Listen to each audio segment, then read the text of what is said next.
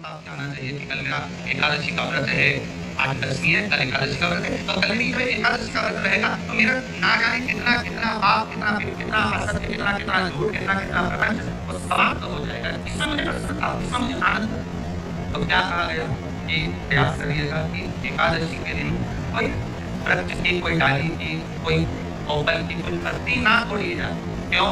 तो आप अगर उस पत्ती को हम तोड़ देते हैं, वृक्ष की पत्ती को या क्यारे में लगी हुई कोई डाली की पत्ती को हम तोड़ देते हैं, तो एकादशी का पुण्य फल प्राप्त नहीं। एकादशी का कोई फल हमारे खाते में नहीं, पुण्य फल का कभी वाले, चाहे तुमने मोदन खाया हो, चाहे तुमने फिर चिप्स खाई हो, चाहे तुमने फिर कितना ही सामान खा गए हो, तुमने सोचा कि आज मेरी एकादशी है, तो उसका कोई फल का उसका कोई सूखा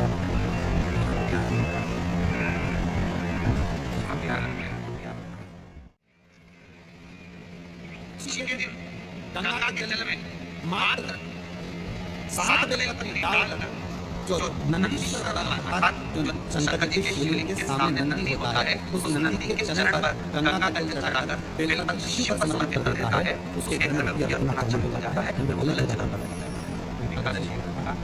सबसे पहला नियम है कि आप जिस दिन व्रत करो एक दिन पहले भक्ति का संचार हृदय में कर लो।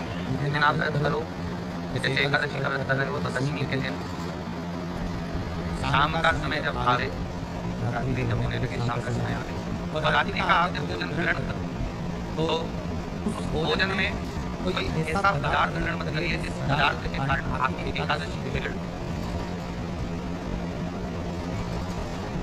कोई बेकार भोजन ग्रहण नहीं, सही भोजन ग्रहण करिए।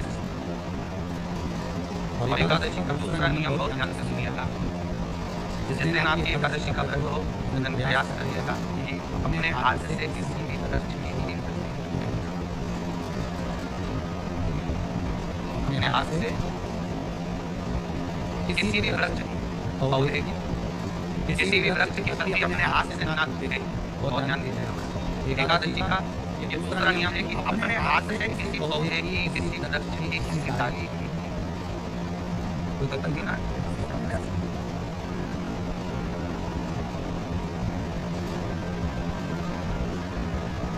इतना सुंदर बात व्याख्यान कहा है, इतना सुंदर वर्णन है महाराज।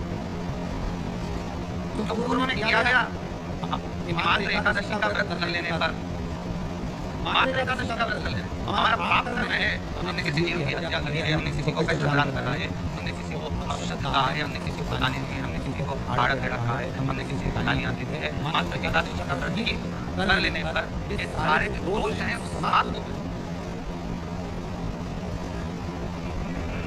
सारे दोष हमारे समाप्त कर रहे हैं।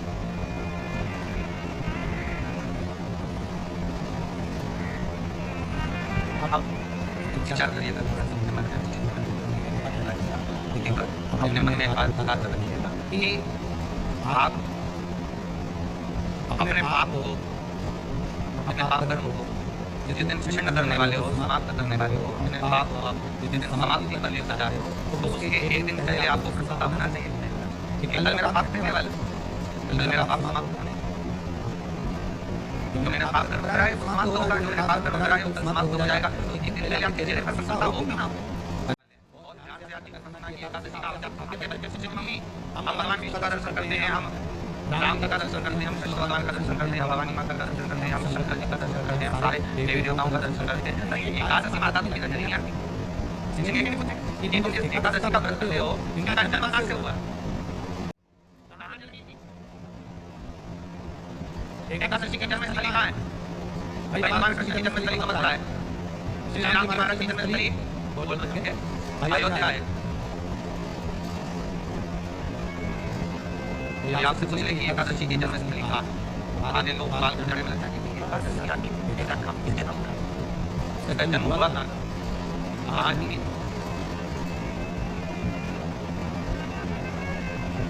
इसका जन्मस्थल है था। अगर मान लो जन्मस्थल एकादशी का है,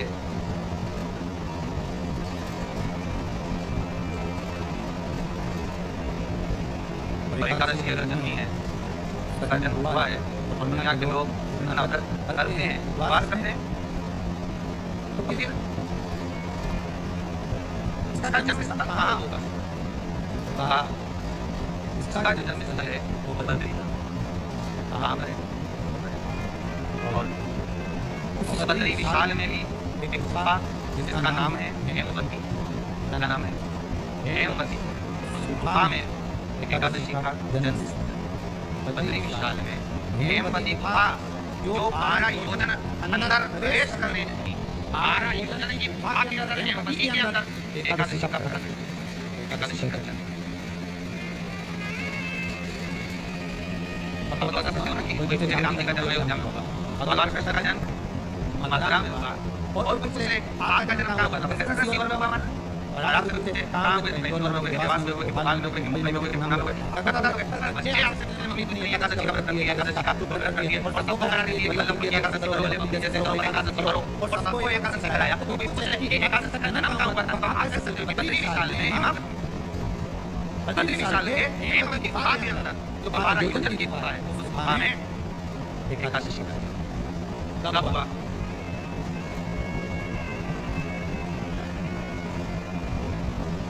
जन्म होने का कारण, राम जी के जन्म होने का कारण था रावण का, भगवान कृष्ण के जन्म होने का कारण था कंस का, नरसिंह भगवान के जन्म होने का कारण, प्रकट होने का कारण था हिरण्यकशिपु का, और राम भगवान के प्रकट होने का कारण था कि पृथ्वी को जल लगाकर गिराना।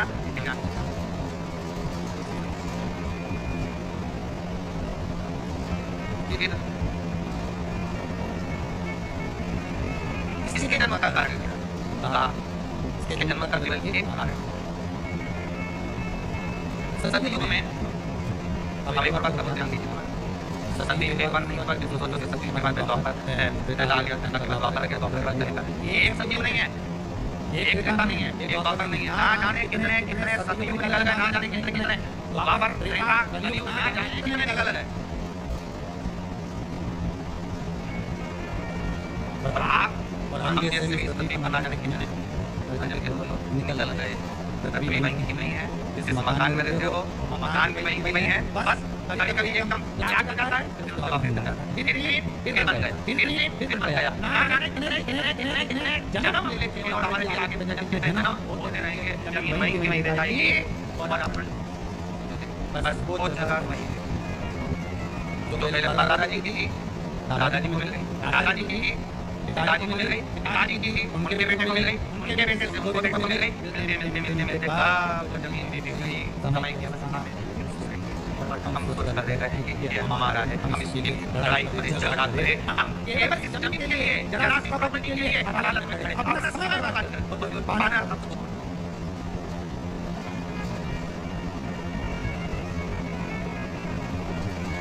पाना सब छोड़ दिया।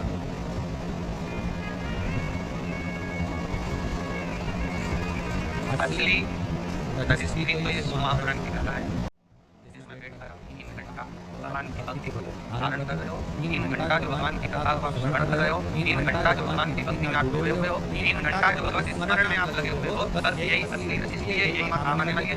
सब कुछ काम नहीं आएगा, धन दौलत माल खजाना सब लड़ाई हर तरह की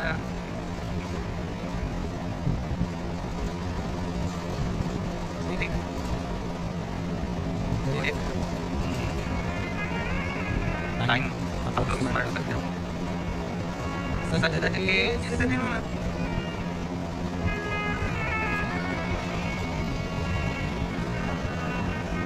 सच सच के जिस दिन मौत की सेनानी आएगी, न सोना काम आएगा न चांदी। हमारी कला की तरह दे रहे लाकर में खड़ा है, लाकर में खड़ा है, अलमारी में जरा की कपड़े सारे घड़ी बनेगी, कपड़े के सारे किधर दे सब एक छोटा था, इतने बड़े अरमान है, मट्टी का सोने जैसे मान है, मट्टी की काया किस दिन मट्टी मिल जाएगी, न सोना आएगा न चांदी आएगी, न सोना आएगा न चांदी आएगी। सज धज के जिस दिन मौत की सैजानी आएगी, न सोना आएगा न चांदी आएगी, न सोना आएगा। सब बढ़ा दे, बढ़ा दे रहा है, सब बढ़ा दे रहा है।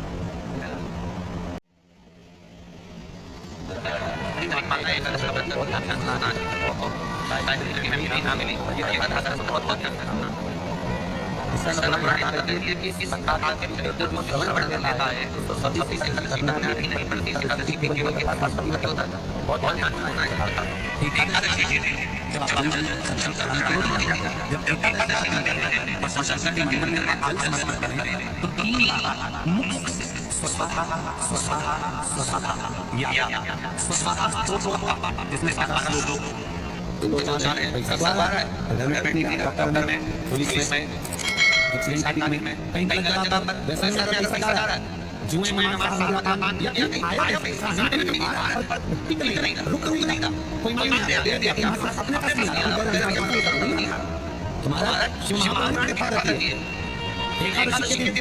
गंगा के जल में मात्र 7 दिन तक जो नंदी जो शंकर जी के लिंग के सामने नंदी होता है, उस नंदी के चरण पर गंगा का जल बिल्कुल इसी पर वर्षित हो जाता है। उसके समय रखिए अपना काम करता है, गलत स्थान पर बन जाएगा ही नहीं।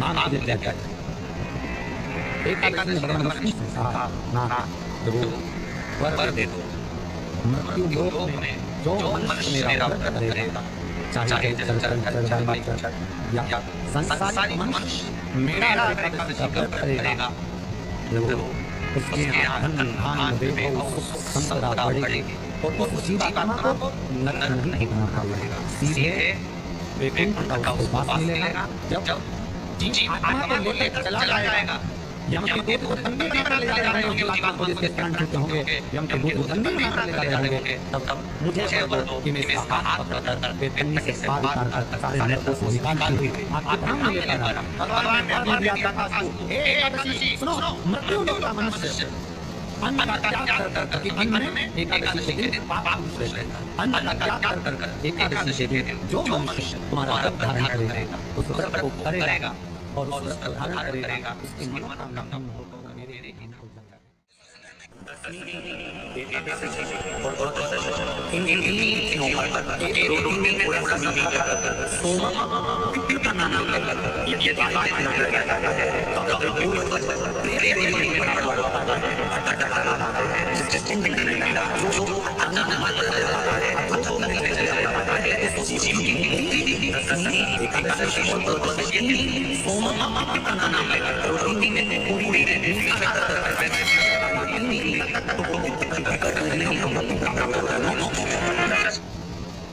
नहीं एकादशी है क्यों इसको इसमें मिला है, क्यों इसको मिला है, ऐसा क्या है इसमें जो इसको ना माना है। कौन है जो भगवान नारायण का कैसा करते हैं, सोचा तो भगवान जगन्नाथ ने 20 में कैसा कराया, बद्रीनाथ में भगवान माता लक्ष्मी ने कैसा कराया, क्यों चंद्रायण एकादशी है कौन तो कहा जिसको व्रत करने पर भगवान नारायण किसका व्रत करते हो, भगवान माता लक्ष्मी किसका व्रत करती हो, वो एकादशी है कौन तो शास्त्र वर्णन करता है। महाराज स्कंद पुराण का सुंदर चतुर्मास खंड के अंतर्गत वर्णन है महाराज। एक भगवान विष्णु आनंद में विराजमान थे, पद्मावती और माता लक्ष्मी दोनों उनके पास में विराजमान थे। भगवान लक्ष्मी और पद्मावती दोनों एक के पास एक चरण कुछ समय वही ब्रह्म योग आत्मा और भगवान नारायण पद्मावती से लेकर उठे और उठकर लक्ष्मी जी को उठे जो इन तीनों के साथ समाधि से भगवान नारायण के हृदय से एक कन्या उस कन्या का नाम क्या नाम था अब दस पूरे के वो दौड़ वो एक जिसको निभाती थी उसको संसार बनाना, जिसको जीवन में वहां नीतियां क्या एक इस मान से उस मान के द्वार पर देते इतना बीच में कहा है ये देखिए आपके बारे में ये कन्या का करना चाहिए। हमारे धर्म में देखिए जिसने कन्या का जाता है वो करता है हवा का तीन के मान कन्या का करना चाहता है। किसी कामना के वश अगर हम दीप लगा रहे हैं या हमारे मन में कोई भाव उत्पन्न है और हम बाबा से कहना चाहते हैं कि बाबा मेरा ये कार्य है आप पूर्ण करिएगा, तो फिर शिव मंदिर में भी लंबी बातें कर ली। आप प्रदोष या सोमवार की अष्टमी या सोमवार या आप शिवरात्रि तो बाबा से निवेदन करते हैं। हाँ, विशेष जब कोई एक बहुत बड़ी बात हो, आपके कार्य में कहीं अटकल हो रही हो, तो एक ही दीप में दो बात, शिव और शक्ति, लंबी बात बनाई, शिव और शक्ति के नाम से दो बातें एक साथ एक दीप में भी लगा सकते। पर जब विशेष कोई आपका कार्य हो, अटक रहा विशेष कोई कार्य और आप बाबा से प्रार्थना कर रहे हो, तो दो बातें का भी प्रयोग आप कर सकते हैं। ऐसे शिव तत्व को जान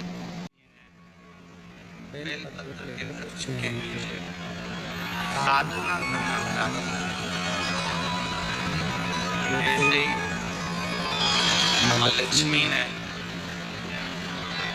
बेलपत्र के वृक्ष के नीचे साधना करना प्रारंभ करा तो देवाधिदेव महादेव उसी समय में प्रदोष काल के समय पर लक्ष्मी जी के सामने शंकर भगवान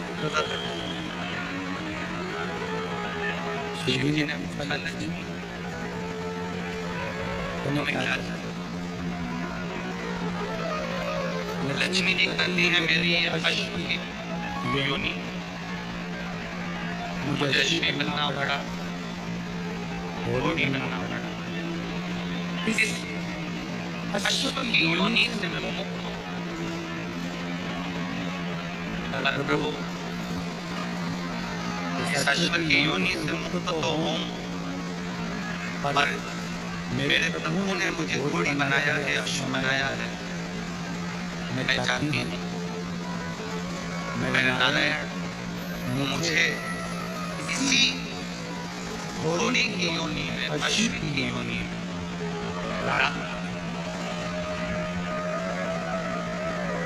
घोड़ी की योनि में, अश्व की योनि में मेरे स्वामी मेरे नारायण मुझे प्राप्त।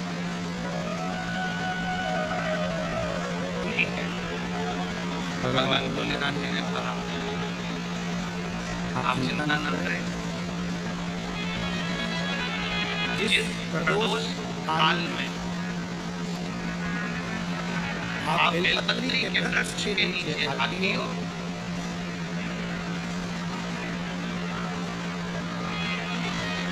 दुनिया का कितना भी दरिद्र व्यक्ति हो,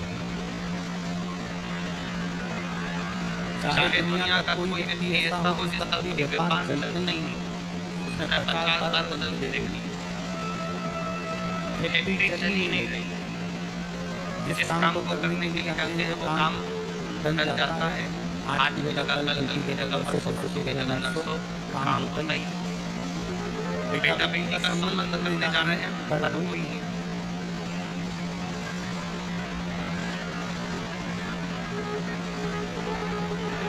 कितना दरिद्र से दरिद्र व्यक्ति, कितना नीच से नीच व्यक्ति,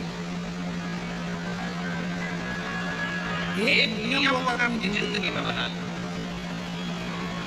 प्रदोष काल में, प्रदोष के समय पर बेलपत्री के वृक्ष के नीचे एक बार जाकर नमन करना और प्रदोष काल में शंकर भगवान के मंदिर में दिया लगाना, ये दो चीजें अगर वो 3 महीना भी लगातार कर ले तो उसके जीवन में कभी समस्या आई नहीं सकती। एक नियम बना